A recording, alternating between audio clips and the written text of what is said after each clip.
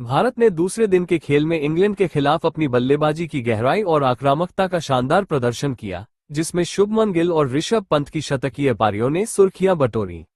ये test match Bharat के लिए महत्वपूर्ण था, क्योंकि गिल पहली बार टेस्ट कप्तानी कर रहे थे और पंत अपनी विस्फोटक बल्लेबाजी के लिए जाने जाते हैं।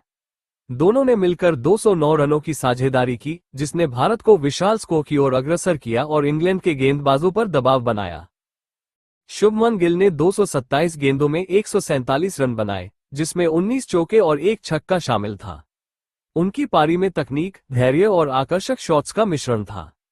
गिल ने खास तौर पर ऑफ स्टंप के बाहर की गेंदों पर शानदार कवर ड्राइव और एक्स्ट्रा कवर के माध्यम से रन बटोरे। 86.2 ओवर में क्रिस वोक्स की ओवरपिच्ड गेंद पर मिड ऑफ के बाएं ओर चौका लगाकर गिल ने अपने टेस्ट करियर का सर्वश्रेष्ठ स्कोर बनाया। 96.5 ओवर में स्टोक्स की फुल गेंद पर उनका क्रीम ड्राइव देखने लायक था। हालांकि 101.5 ओवर में बशीर की फ्लाइटेड गेंद पर बड़ा शॉट खेलने की कोशिश में गिल डीप स्क्वायर लेग पर जोश टन के हाथों कैच आउट हुए। उनकी पारी ने कप्तानी की शुरुआत में उनकी परिपक्वता को दर्शाया और हेडिंग्ले के दर्शकों ने उन्हें शानदार ओवेशन दिया।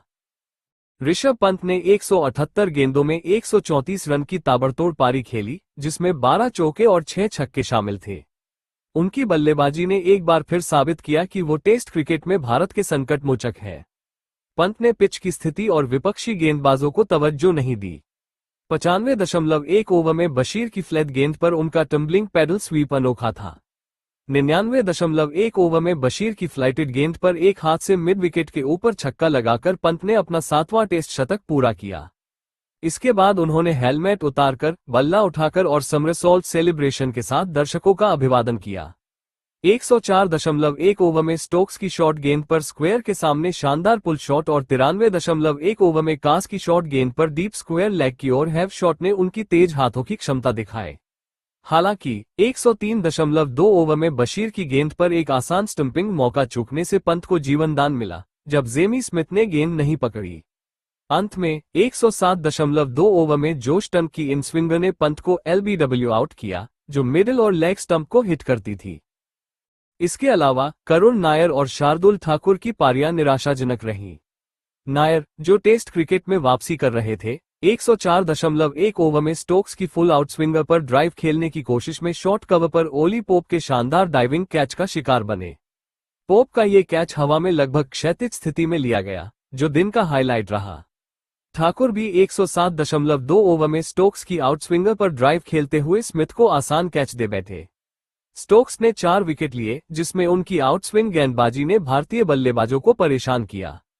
जोश टंग ने पंत का महत्वपूर्ण विकेट लिया, जबकि बशीर ने गिल को आउट कर 209 रनों की साझेदारी तोड़ी। दिन के अन्य आकर्षणों में पंत का 99.3 ओवर में बशीर की गेंद पर हाई लॉफ्टेड शॉट, जो कास के सिर के ऊपर से विज्ञापन त्रिकोण पर जाकर गिरा, और 95.5 ओवर में बशीर की शॉट गेंद पर डीप मिड विकेट पर 20 पंक्तियों पीछे गया छक्का शामिल था। गिल ने 93 ओवर में वोक्स की शॉट गेंद पर थर्ड मैन की ओर डैब शॉट से रन बनाए। 106 ओवर में पंत ने सिंगल लेते समय अपना जूता खो दिया, जो क्रीज पर रह गया, जिसने हल्का हास्य जोड़ा।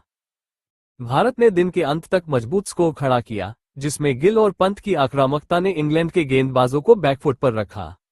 ये पारी भारत के युवा बल्लेबाजों की प्रतिभा, आत्मविश्वास और टेस्ट क्रिकेट में दबदबे को दर्शाती है।